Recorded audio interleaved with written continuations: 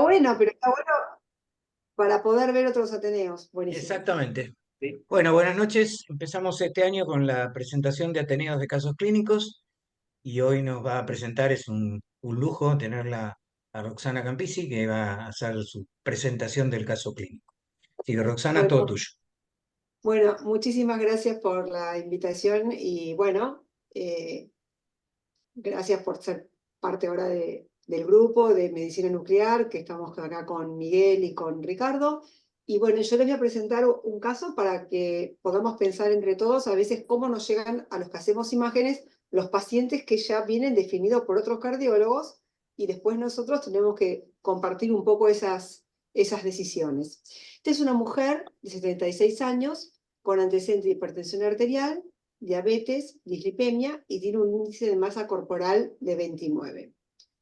El motivo de consulta a su cardióloga es por dolor precordial opresivo en clase funcional 2 con irradiación a cuello que tiene 2 meses de evolución.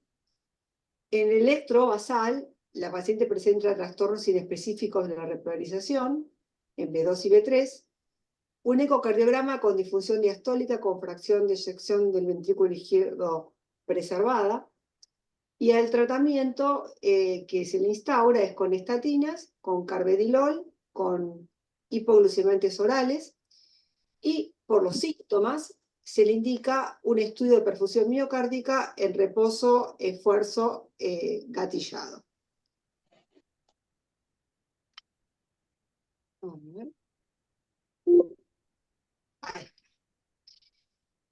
Aquí tiene el electrobasal, hablamos de estos trastornos inespecíficos en B2 y B3, y se realiza una prueba de esfuerzo a la paciente como premio para este SPECT que les estaba comentando, y se le realiza un protocolo de Bruce modificado. Ya sabemos que las mujeres en general tenemos más baja clase funcional que los hombres y poca adaptación a la cinta ergométrica, y es muy común que hagamos protocolos de Bruce modificado.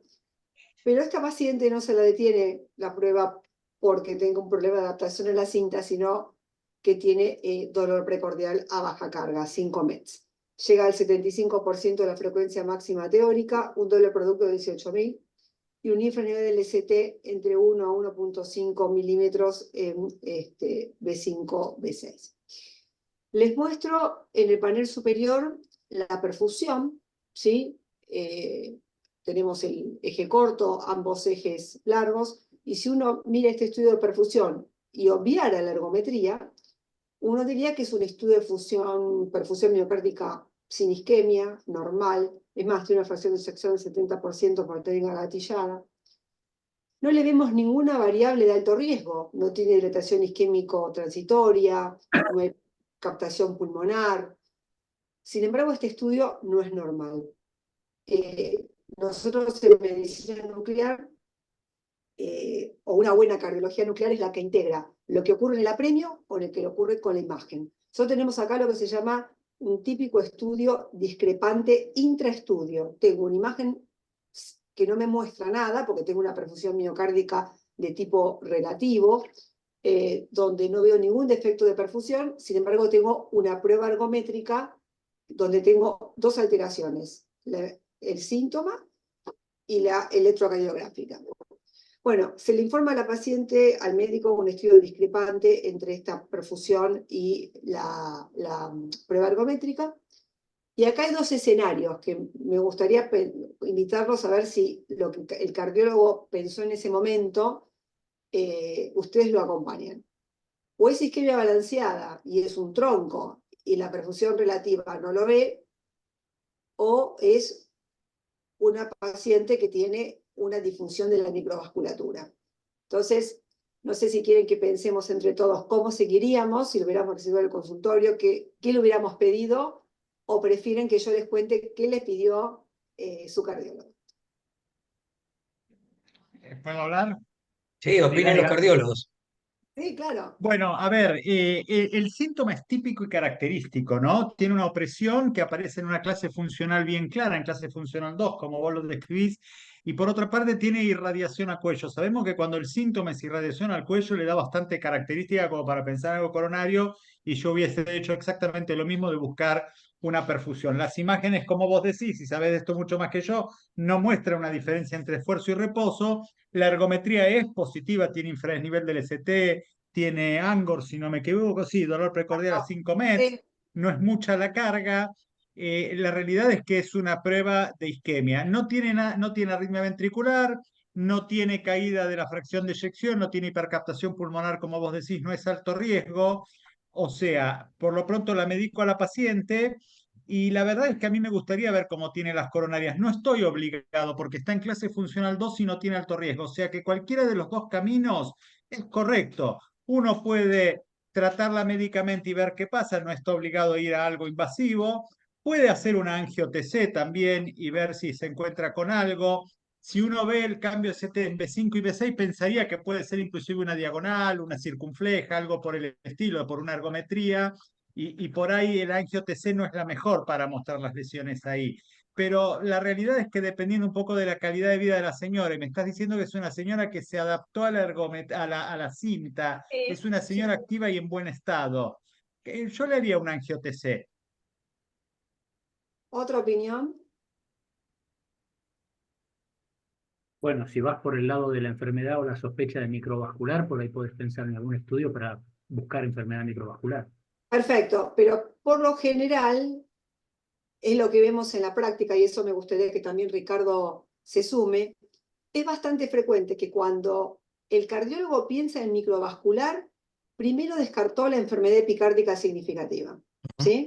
Es Sí. muy raro, por experiencia, que un médico que tenga este tipo de estudio funcional piense en descartar microvasculatura sin descartar primero qué pasa a nivel anatómico.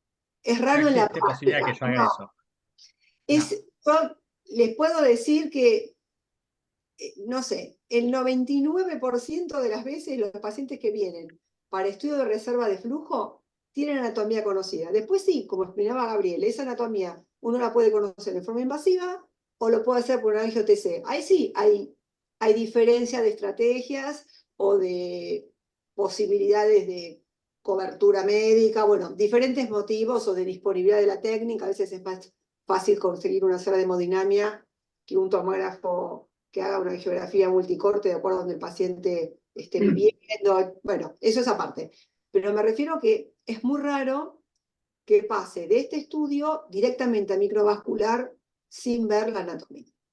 Y bueno, y su cardióloga siguió esta línea de pensamiento, pero dijo, no, yo quiero un estudio invasivo. ¿Sí? Bien. Ahí vamos. Y como pueden ver, no hay lesiones en estas coronarias. Se le mide también la reserva fraccional de flujo, que como era esperable iba a ser normal, porque no tiene lesiones obstructivas significativas. Y con este dato, adhiero a lo que estaba comentando Gabriel, uno va a decir, bueno, puedo perfectamente medicarla y esperar. Pero bien, si uno se pone un momentito académico, después volvemos un poquito a la práctica, los invito a que repasemos la definición del grupo Covadis de angina microvascular, que es lo que está planteando Eduardo, y a eso vamos. Sabemos que el doctor Kasky publicó con todo el grupo de Covadis cuáles son los 4 criterios diagnósticos para angina microvascular. Los síntomas de isquemia, que esta paciente la tiene, ausencia de enfermedad coronaria obstructiva, que esta paciente la tiene una evidencia objetiva de isquemia miocárdica, en este caso fue la ergometría, y el cuarto punto, en general, lo que uno mide es la reserva coronaria, que cuando es menos de 2, uno dice que es anormal. En el 99% de los casos, y sigo así con los porcentajes, la mayoría de los pacientes uno evalúa estos 3 puntos, y este cuarto punto no se evalúa, por motivos que después podemos conversar al final de la presentación, y es muy común realizar pruebas terapéuticas, ¿sí? A veces uno puede pensar que puede ser más de tipo vasoespástico y de un bloqueante cálcico, o a veces piensa uno que es más tipo más microvascular y no por vasoespasmo y das altas dosis de estatinas o beta bloqueantes. Pero ¿qué ocurre? nos quedamos sin el diagnóstico definitivo. Entonces, el grupo Covadis lo que dice que cuando un paciente tiene 3 de los 4 criterios, uno dice que esta paciente tiene probable angina microvascular. Si cumple con los 4 criterios, le coloca el sello de diagnóstico. ¿Qué pasó con esta paciente? Esta paciente siguió con síntomas, ¿sí? Y el médico decidió realizar un estudio de microvasculatura. ¿Cuáles son los estudios que hoy podemos ofrecer? ¿Sí? Y aquí traigo las últimas guías y podemos decir que tenemos 2 grandes grupos. El grupo de PET, que es lo que yo hoy les voy a comentar, o de estrés con resonancia, que es 2A, ¿sí? O el grupo de ecoestrés, donde hoy la guías lo colocan en 2B. Pero digamos, sea PET, sea resonancia o sea eco, para medir función microvascular, estamos en clase 2 en las guías. Entonces, de acuerdo al grado de disfunción microvascular que uno pueda ver a través de la cuantificación del flujo, va a poder colocar diferentes categorías diagnósticas de esa disfunción. Que no quiero entrar en detalle porque me parece que sobrepasa el Ateneo, pero sí nos clasifica sobre todo el tema del diagnóstico, porque a veces muchos pacientes tienen dolor de pecho y se quedan con esta duda diagnóstica si realmente es por un daño en la microvasculatura o puede ser una hernia hiatal o puede ser la expresión clínica de una artritis reumatoidea, de una paciente que tiene a lo mejor una reumatología como un lupus, ¿sí? Que no tiene nada que ver con lo epicárdico, pero el daño es microvascular por patologías sistémicas, ¿sí? Y lo interesante es que esta red microvascular, cuando vea que a la derecha, no hay ninguna técnica in vivo que permita verla. Hasta hoy no la podemos ver. Entonces, lo único que podemos hacer es estudiar su funcionalidad. Este es el protocolo que realizamos con PET. No voy a entrar en detalle porque excede un poco digamos, al pedido clínico del consultorio, pero sí algunas cosas que sí me parece que son interesantes. Cuando uno quiere pedir un estudio de PET para poder medir la función microvascular, lo que va a pedir es un estudio en reposo y un estudio con dipiridamol, con la misma dosis tal cual como uno hace con SPECT convencional. En vez de pedir un tecnesio MIBI, nosotros utilizamos en nuestro país el nitrógeno 13 amonio, que sería el tecnesio MIBI del SPECT. Entonces, vamos a medir, que ahora le voy a mostrar a continuación el resultado de la paciente. Una perfusión, tal cual como uno mide con SPECT, un gatillado de reposo y estrés. Vamos a medir también en equipos híbridos, como tenemos hoy en día, el score de calcio y además vamos a medir la reserva de flujo. Todo eso irradiando el paciente menos de la mitad que con el SPECT convencional. Vamos a ver entonces qué pasó con esta señora. Fíjense, en el panel de la izquierda, si yo no les dijera que es un PET, ustedes me dirían que es un SPECT de muy buena calidad. ¿Sí? Este es un estudio con dipiridamol versus el reposo, y fíjense que no tiene ningún defecto de perfusión. ¿Lo pueden ver? Sí. Acá está, animado, viene gatillado, normal, muy común en mujeres, score de calcio 0, sumamente frecuente. Entonces, ¿qué tiene esta señora? Falta un dato. En la cuantificación del flujo, ustedes pueden ver en PET, a diferencia de otras técnicas, como podemos verlo en forma regional, de A circunfleja derecha y en forma global. Tenemos el flujo en mililitros por minuto por gramo de tejido en reposo y frente al dipiridamol. Lo que hacemos es calcular la reserva coronaria, que es el cociente entre el flujo coronario pico y el flujo en reposo. Cuando es menos de 2, es decir, tiene 1,73, es patológico. Y algo interesante que es típico de la disfunción microvascular es que ven que es casi bastante parecida, no puedo decir idéntica, pero bastante homogénea la reducción en los 3 territorios. Cuando tenemos enfermedad obstructiva, generalmente el que tiene lesión epicárdica obstructiva tiene una reserva coronaria menor que el resto. Cuando es en forma difusa y bastante pareja, como es en este caso, aboga más a la disfunción microvascular. Lo interesante es que todos estos datos que nosotros le estamos acá mostrando no es con irradiación de más del paciente, simplemente es cómo nosotros programamos el estudio. Después es tiempo nuestro. Usamos diferentes softwares como para cortar el estudio en diferentes pedacitos y poder analizar la perfusión relativa, el gating, el score de calcio y la reserva coronaria. Ahora, ¿qué le digo a la paciente? ¿Cuál es el riesgo? Porque uno mira todo esto y toda esta información, así como unimos los datos de la ergometría con la perfusión relativa en el SPECT, también tenemos que unir el score de calcio y la reserva de flujo en una paciente que tiene una perfusión normal, que si no, yo también puedo hacer un estudio de PET sin cuantificación de flujo, ¿sí? Podría hacerlo perfectamente, pero me hubiera quedado sin el dato cardinal que me está dando el diagnóstico de esta paciente. Entonces, vamos a ponerlo acá así, para que ustedes, digamos, esto es un producto, este gráfico de la izquierda, tal vez es más fácil que se lo presente de esta manera, de una bibliografía muy extensa, donde muestra que cuando la reserva coronaria es menor de 2, aumenta en forma exponencial el riesgo de muerte anual.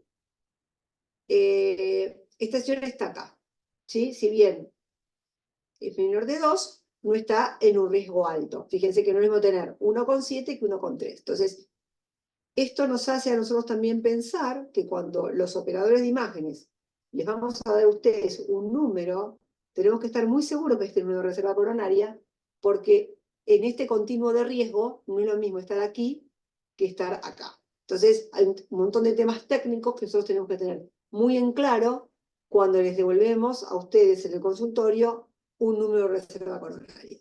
Ahora, ¿cómo combino este dato de la señora, de 1,7, con un score de calcio 0? Porque el score de calcio 0 es un dato, ¿no? El famoso poder del cero, es algo muy, muy importante. Entonces, los invito acá, por eso está acá la flecha roja, si bien mi paciente está acá en score de calcio 0, tener la reserva coronaria menos de 2, como se muestra en Bordeaux, le da un riesgo, si bien es menos del 1% por año, pero no es lo mismo que tener una reserva coronaria mayor de 2. Ahora, el riesgo de las pacientes no está dado solamente por los estudios funcionales o anatómicos que nosotros le pidamos.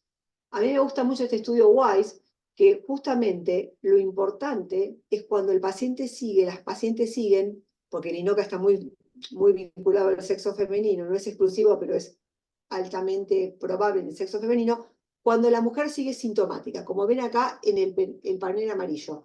Fíjense los eventos, ¿no? A 5 años de llama, ACV o hospitalización por insuficiencia cardíaca, cómo cambia cuando una mujer sigue con síntomas que cuando tiene coronarias normales, pero tiene menos síntomas o asintomática. Entonces, el síntoma persistente le agrega un dato más de riesgo a lo sofisticado de un score de calcio o una reserva coronaria. Algo tan simple como el hecho de, o tan complejo, de, nosotros sabemos que en el INOCA es sumamente frecuente la persistencia del síntoma y la paciente sigue golpeando la puerta del consultorio que, a pesar de la medicación, sigue con angina, ¿no? Entonces es un dato cardinal.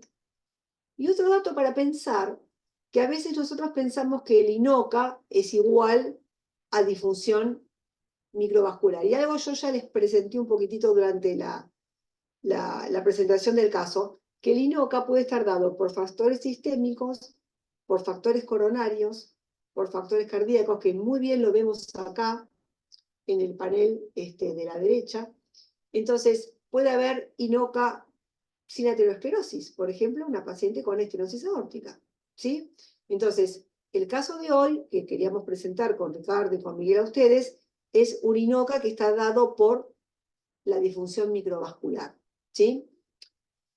Y mi última diapositiva es para poder mostrarles a ustedes que en el INOCA de causa coronaria, la angina microvascular está contestando el 50% de este INOCA.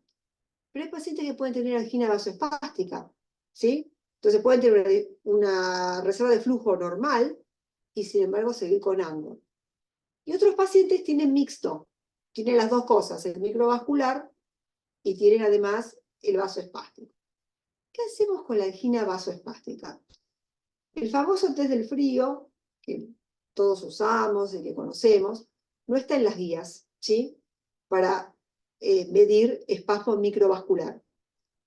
Entonces, uno muchas veces lo hace porque no tiene otro método, pero en realidad, para investigar las angines vasoespásticas, yo necesito ir a la sala de hemodinamia y hacer un apremio con acetilcolina o con ergonomina, ¿sí? La única manera de medir la angina vasoespástica es de esa manera. Entonces, muchas veces es prueba terapéutica, bloqueantes cálcicos, y que muchas veces no es bien tolerado.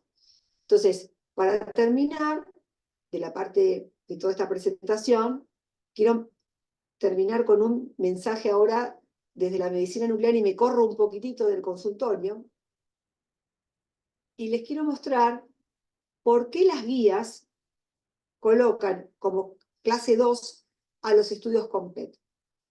Porque tardó mucho tiempo todo esto. Miren esto.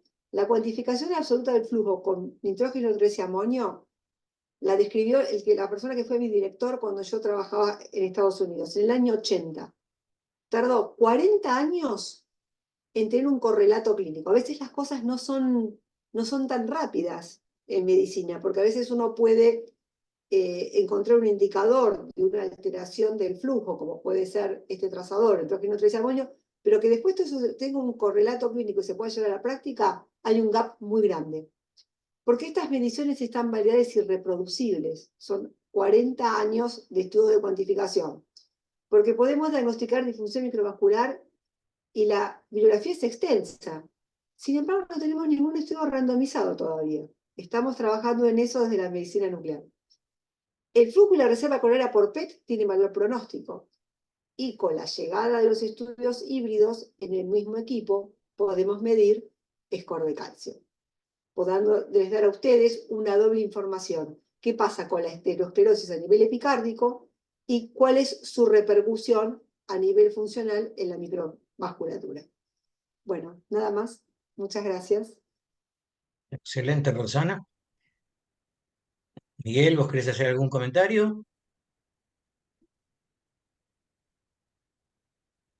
Hola, buenas tardes a todos, ¿cómo Hola, están? Miguel. ¿Cómo estás? Bueno, sí, bueno, muy obviamente interesante como todas las charlas de Roxana. Yo, digamos, aprendí mucho al estar codo a codo con los ecografistas en Lesica y tal vez cuando tengo un estudio de este tipo lo complementaría con un ecoestrés. O sea, a veces los ecografistas ven cosas que la perfusión miocárdica no ve y también sucede a la inversa, ¿no? O sea que un ecoestrés creo que lo hubiera pedido antes de avanzar un poquito con otros estudios. Después no sé si los ecografistas quieren hacer algún comentario. Y lo segundo, si le hubieran dado el mismo valor o hubieran seguido con la misma conducta diagnóstica si la paciente no hubiera tenido angina. O sea, ¿cuál es el peso del síntoma en todo este protocolo diagnóstico? Yo contesto. El peso del síntoma es cardinal. Es más, todos los artículos de neurointervention, de cuando incluso si uno tuviera la posibilidad de hacer estudios invasivos, porque uno dice, bueno, también puedo medir la función microvascular por estudios invasivos, ¿no? Y es justamente la persistencia del síntoma, ¿sí? Eso es fundamental. Si vos tenés un diagnóstico y la paciente está asintomática, es como repetir estudios funcionales de control en paciente asintomático. Es exactamente el mismo concepto. Y yo, Miguel, discrepo con vos por lo del ecoestrés. Porque, o al revés, hubiera empezado con el ecoestrés y no le hubiera hecho una cámara gamma, no importa.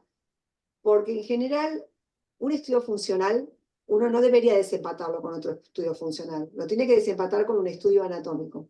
No importa cuál sea, acá no es eco versus cámara gamma. Por supuesto que todo eso hay que ajustarlo al paciente en particular, y algo que quería un poco comentar, que en esta era de la multimodalidad a veces es difícil seleccionar el test, ¿no? Porque uno tiene que tener el test adecuado para el paciente en particular. Y un poco, bueno, lo que tiene que pensar es en la probabilidad pretest de la enfermedad coronaria. Si yo estoy pensando que la paciente no va a tener una lesión focal y segmentaria, no le debería pedir ni un ecoestrés ni un SPECT. Tendría que estar pidiendo estudios que cuantifiquen flujo por eco o por medicina nuclear o por resonancia, ¿sí?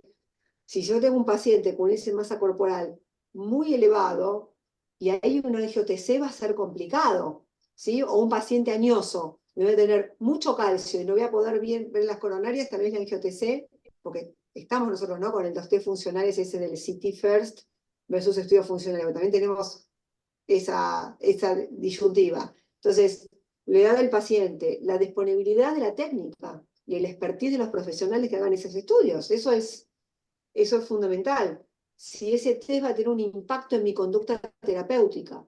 Y después está todo este concepto de la decisión consciente, de qué tipo de estudio. A veces alguien prefiere no irradiarse. Bueno, bien.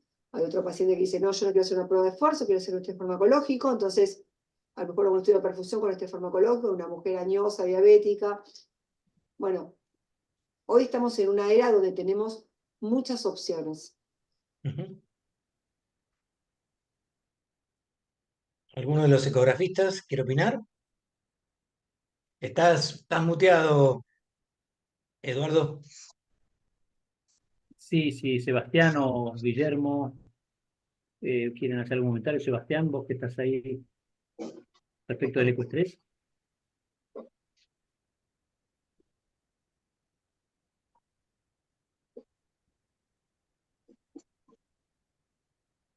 No se te escucha, ¿eh? Ahí estás muteado, desmuteate. Ahora, Ahí, ahí está ahí, desmuteado. ahí sí, pero no se te escucha.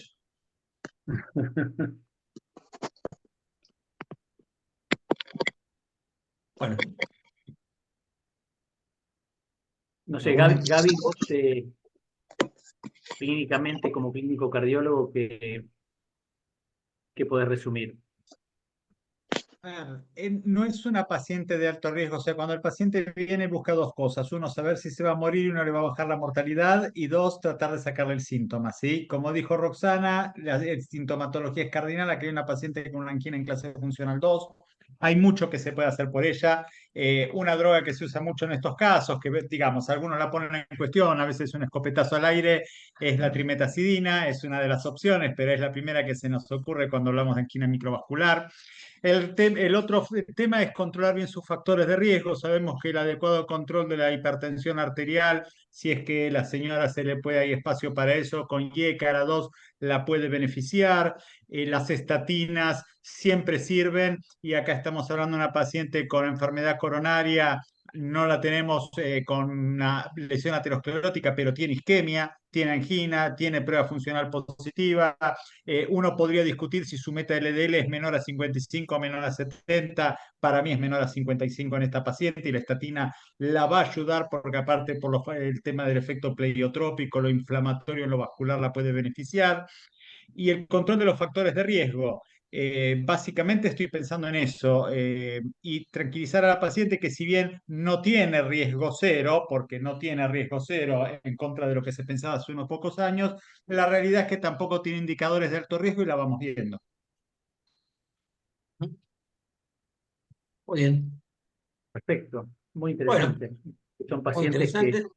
era muy difícil no mirar la anatomía de estas pacientes, ¿no? De alguna manera no, porque ¿Quién se anima a realmente, mirar? digamos, la enfermedad microvascular, como mostró Roxana, incluye entre sus criterios la eliminación de Claro, del descarte. incluye la verificación anatómica, con lo cual no puedes hacer diagnóstico de enfermedad microvascular sin haber mirado la anatomía del paciente. Quizás 30 años atrás le dábamos tratamiento médico a esta paciente porque estaba con una prueba positiva en baja carga, y la citábamos 3 meses después, o un mes después, o un mes y medio después, y veíamos cómo evolucionaba, ¿no? Sí, la rehabilitación cardiovascular, perdón, no mencioné, hablé de fármacos, no mencioné que la actividad física y la rehabilitación cardiovascular a estos pacientes los beneficia muchísimo. Inclusive se puede hacer desaparecer la sintomatología, ¿sí? La pondría en un plan de entrenamiento. eh, Creo que el grupo Covadis nos ordenó un poco la cabeza, ¿no? Porque antes le decíamos síndrome X, no sabíamos qué era, si tenía alto riesgo, estos criterios del grupo Covadis creo que nos ayudan muchísimo, y ellos mismos dicen que la mayoría de los pacientes terminan con el diagnóstico de probable, porque Generalmente la Sí. mayoría de los pacientes con 3 de los 4 criterios, lo medicás y ves cómo responde. Pero tampoco hay guías de la medicación, porque no hay, Bueno, tenés evidencia, ¿no? no hay, exactamente. Sí. Entonces, a veces se quejan más de angina que un paciente que obstructivo Sí, que tiene obstructivo. con un stent, digamos. Entonces, también hay No hay que que tratarlos, ¿eh? ¿no? Es difícil. Sí, la actividad física, como decía Gabriel, la actividad física realmente en estos pacientes se eleva el umbral del dolor. Exacto. Paciente con actividad física, el paciente relativamente entrenado, digo, con actividad física, como el otro día Sebastián comentaba, que estuvo muy interesante la charla de los 20 minutos por día o de la actividad física intervalada, Los cortando, snaps. digamos, el sedentarismo del día. Esa actividad física realmente alcanza para que el umbral del dolor suba. O sea, realmente estos pacientes mejoran clínicamente, tienen menos dolor con un poco de actividad física. Y lo otro, bueno, interesantísimo, realmente toda la fisiología y todo lo que te muestra el PET. Yo no sé hoy cómo están los aseguradores con el tema del PET.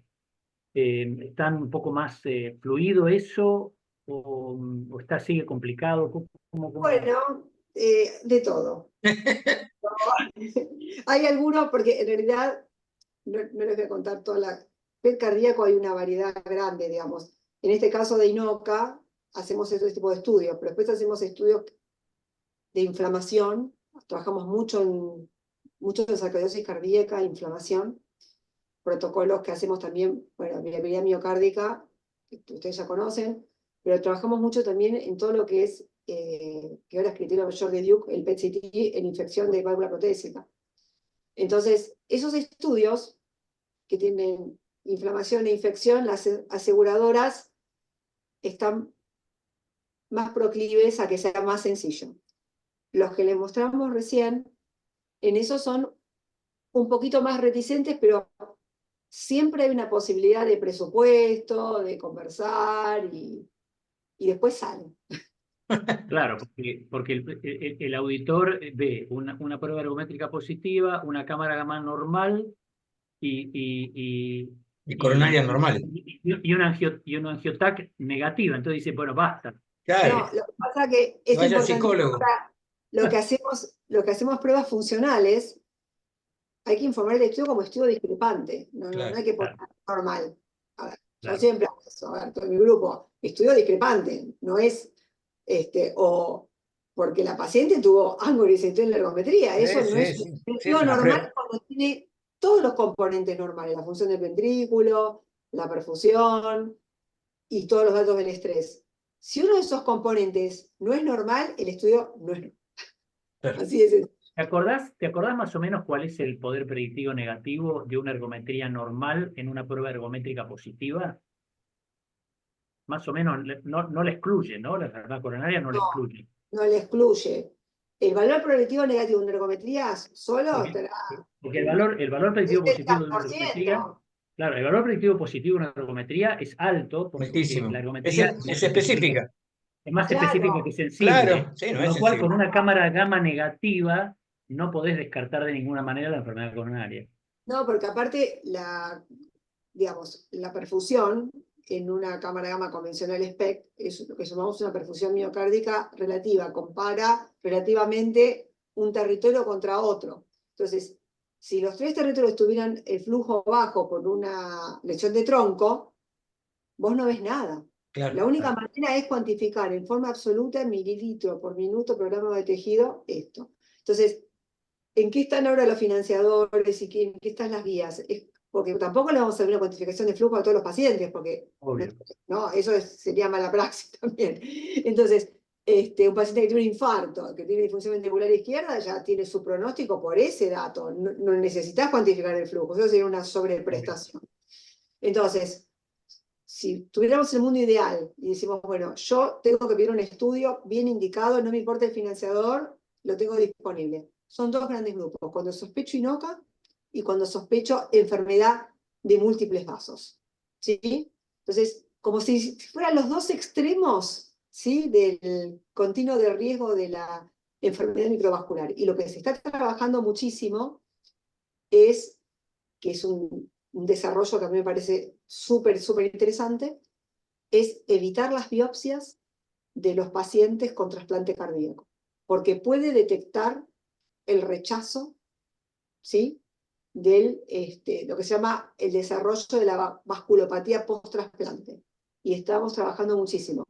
Yo fui invitadora este año a ser coautor de las guías de PET cardíaco, las nuevas, las estamos adaptando, y estamos tratando de decir, bueno, en la cuantificación de flujo, solo es el INOCA y la isquemia balanceada.